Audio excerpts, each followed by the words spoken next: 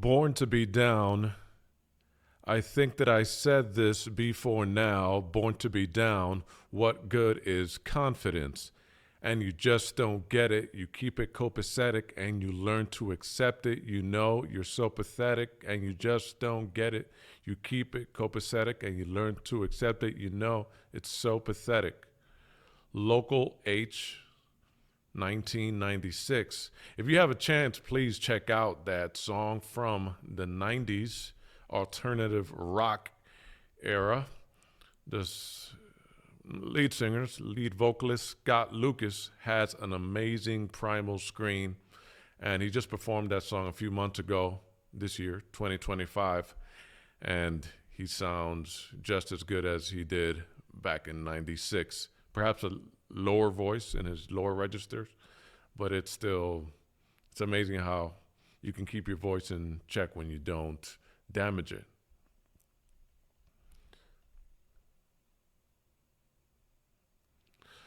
The pessimist, pessimism. The pessimist describes someone who tends to anticipate negative outcomes or focuses on the worst. It's characterized by a belief that things are bad and likely to get worse. This includes dismissing the positive or positive outcomes, predicting failure, and prefacing statements with always and never statements like I never win or I never get my way. It's focusing on the negative. The pessimist focuses on the negative and also catastrophizing. So they might add a level of grandeur to something that to someone else who is not a pessimist might see as a regular occurrence of life. Perhaps you didn't get to hang out with your friends. Perhaps you didn't get to catch the train at the regular time. Perhaps it's just things that you can brush off your shoulder, but you're not in the mood or you're not made that or you're not wired that way. And so the pessimist predicts failure before it happens or even before trying. A belief that effort is pointless. And as you saw with that song, but if you hear the vocal range, especially at the end of the song where the primal rage, or that used to be called teen angst, starts coming out, popular with groups like Alice in Chains and Nirvana, you get a feeling of optimism just because what they were able to do vocally, it's just a beautiful thing to hear audibly. An audio circus, an audio parade.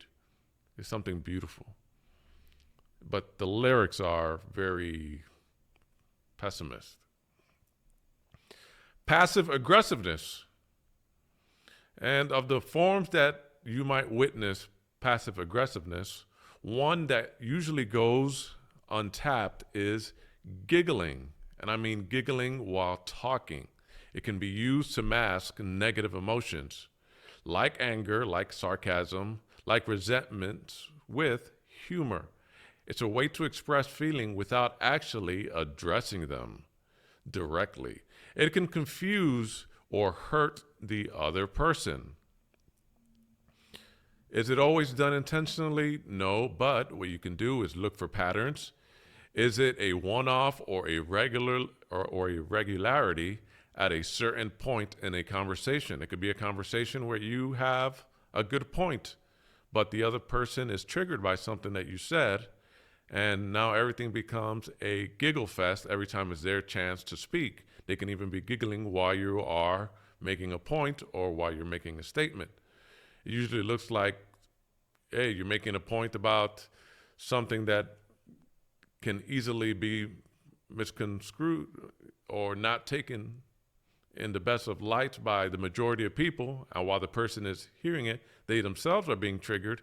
So when they're responding, they're saying something like, well, of course you might think that. Of course you might think that. Now, you might see it as something innocent because laughter is actually most of the time perceived to go with something that's positive, but in this instance, it's something to express discontent in a passive aggressive way. And one of the things that you can do to figure this out, to know that this is happening, look out for, does it feel forced? Does it feel off? To deflect a serious topic or to make a point without actually saying it directly. And for many, you might also already know that this is often followed by the silent treatment. So after the giggle, there's a silent treatment in which you are left to ponder what you just said, and as if they didn't hear it or could not believe what you just said.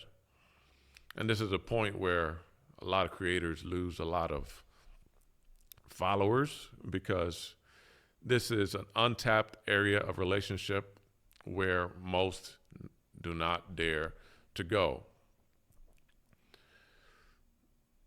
Hope, in reality, is the worst of all evils because it prolongs the torment of man, or you can interchange the word man for men. And this quote is by Friedrich Nietzsche. Hope, in reality, is the worst of all evils because it prolongs the torment of man. That's the way that he phrased it. Desire. Desire is something that in a relationship you must learn to detect it, or before you even get into a relationship, you probably should learn to detect it. In other words, you have to become a desire detector, know where it is and know where it isn't. Why? Because desire is a compass for authenticity. The wanting to touch is more important than the actual touch. Hear me out. You wanting to show affection to someone that you are in a relationship with is more important than actually having to be forced to touch them because it's something that doesn't come to you naturally. Or is it something that you want to do but are not doing it because you think that you shouldn't be doing it, you're not used to doing it, or perhaps you're just not that interested in the person. But you, sir, you have to learn to become a desire detector. If it's not there, it's not there. It's more than just what is being said with words or playful text, but what is being shown when you are together in real time. The amount of effort that's put into the closeness of your interactions. And also, is it something that they're doing with wanting or something that they're doing that feels more like an obligation or a chore? So become a desire detector. And check to see if the 9-volt battery is working as it should. You shouldn't have to hear it ticking every couple of seconds. I went to a urban, what is called Urbex, an abandoned building yesterday to take some photography. And the only thing left behind was a lot of trash, broken walls and things, but also the alarms, the fire alarms, the smoke detectors going off every 2 seconds because the city took everything, but they didn't take the smoke detectors or the batteries out of them. Ghost town. Become a desire detector. Over time, people who kill their desire for the sake of the relationship become depressed, become resentful, and they also look to cheat or step out of the confines of the relationship. Desire keeps relationships alive. It keeps them from feeling obligatory. Yes, desire is a reciprocal form of oxygen. When you express desire, it gives the other person permission to do the same. The quickest way to kill passion is for one person to stop wanting.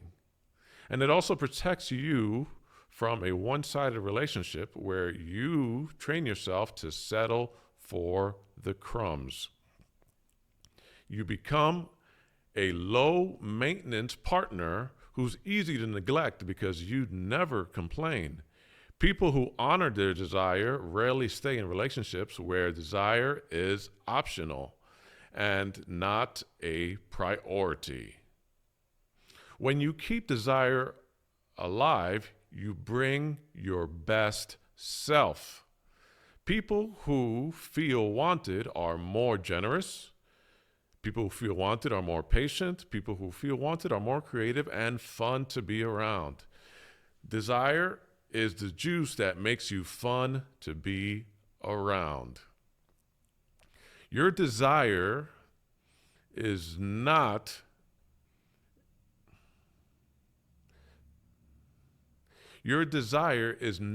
a detriment to a good relationship. Your desire is proof to that relationship that it is still good. If you feel that the desire is fading or having to force it, it is not a sign to try harder. Your desire is trying to protect you and guide you to the love that you actually deserve.